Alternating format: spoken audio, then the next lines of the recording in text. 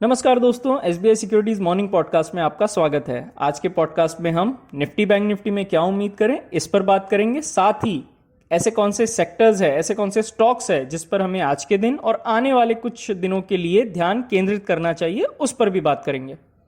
दोस्तों, price action perspective से अगर हम देखें तो कल जो फ्रंटलाइन इंडाइसेस है उन्होंने बहुत ही अच्छा दिन दर्ज किया और निफ्टी फिर से बैंक निफ्टी से बेहतर प्रदर्शन दिखाने में कामयाब रहा। और अगर हम देखें निफ्टी को तो ये लगातार 5वां दिन है जब निफ्टी हरे निशान में बंद हुआ है, यानी लगातार तेजी का जो सेशंस है वो कंटिन्यू है, मोमेंटम जारी है।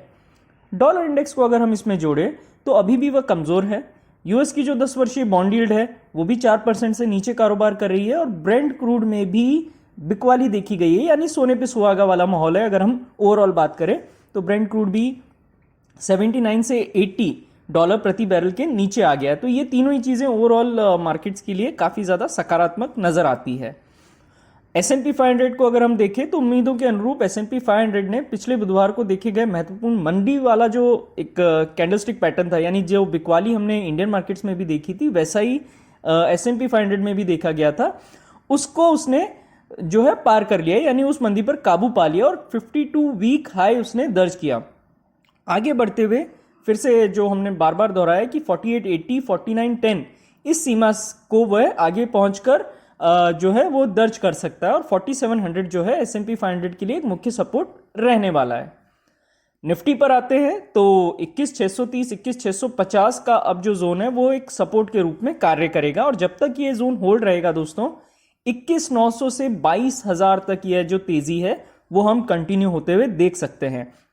21630 से नीचे जो इंडेक्स है वो 21550 21470 पे रखे गए अपने सपोर्ट जोन को रीटेस्ट कर सकता है।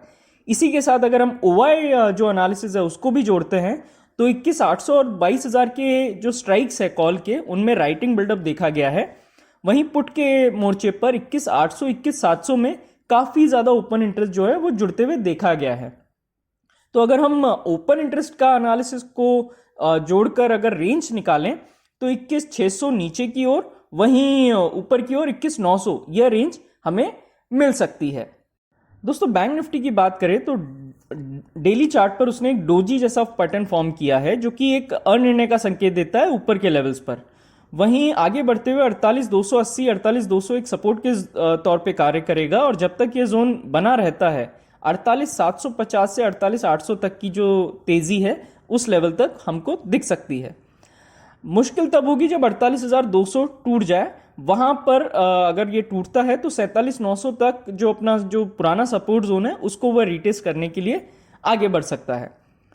अगले सप्ताह के लिए हम ओवाई एनालिसिस करें तो 48500 और 49000 और के कॉल में, वहीं 48500 48400 48300 के पुट में ओपन इंटरेस्ट का जो है बिल्डअप देखा गया है, जो कि बैंकिंग इंडेक्स के लिए अगर हम रेंज निकालें तो 48100 से 48900 की ओवरऑल रेंज को दर्शाता है। अब हम आते हैं आपके सबसे फेवरेट सेगमेंट पर, यानी कौन से ऐसे सेक्टर्स है, स्टॉक्स है जिस पर आपको आज के दिन और आने वाले कुछ सत्रों के लिए ध्यान केंद्रित करना चाहिए।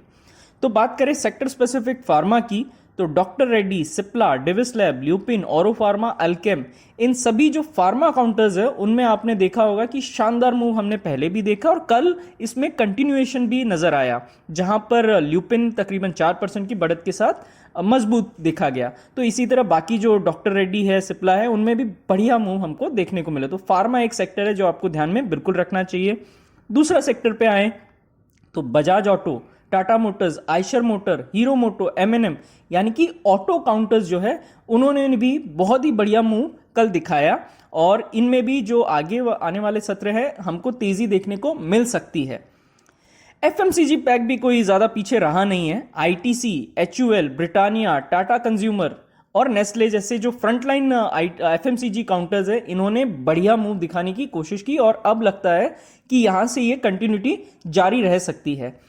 ओवरऑल बाजार से बात करें तो NTPC, BPCL, power grid, Tata motors, Bharti Airtel, Hindalco, Apollo hospitals, banking में Kotak bank, IndusInd bank, Reliance oil and gas का जो मेजर काउंटर है, ग्रासिम, टाइटन, अल्ट्रासेमको, सेल, भेल, MRF, NMDC, सोनाकॉम, पेट्रोनेट, कोल इंडिया, इन सब में बढ़िया तेजी हमको देखने को मिली। साथ ही भारत फोर्ज, ओबेरॉय रियल्टी, परसिस्टेंट, सन टीवी, फोर्टिस, हिंदुस्तान कॉपर, हुडको, नेल्को, केईआई, इस तरह के जो काउंटर्स हैं उन्होंने भी अपनी जो तेजी की गति है उसको बरकरार रखा है। तो ये सभी जो काउंटर्स हैं इन पर हमें जो है नजर बिल्कुल बना के रखनी चाहिए। बात करें एफआईडीआई डेटा की, तो कैश में एफआई ने 4,358.99 यानी तकरीबन 4,359 करोड़ रुपए की खरीदारी की, जबकि डीआईआई ने 136.64 करोड़ रुपए की खरीदारी की, यानी कि दोनों ही खरीदार रहे। नई श्रृंखला की शुरुआत में इंडेक्स फ्यूचर्स के लिए एफआई का जो लॉन्ग शॉर्ट रेशो है वो बढ़कर 69.5% हो गया है, क्योंकि उन्होंने 7,386 इंडेक्स फ्यूचर्स लॉन्ग खरीदे हैं। तो दोस्तों आज के पॉडकास्ट में बस इतना ही। हमारे पॉडकास्ट को नियमित रूप से सुनने के लिए और हमें इतना प्यार देने के लिए आपका धन्यवाद। Investment in securities market are subject to market risks. Read all the related documents carefully before investing.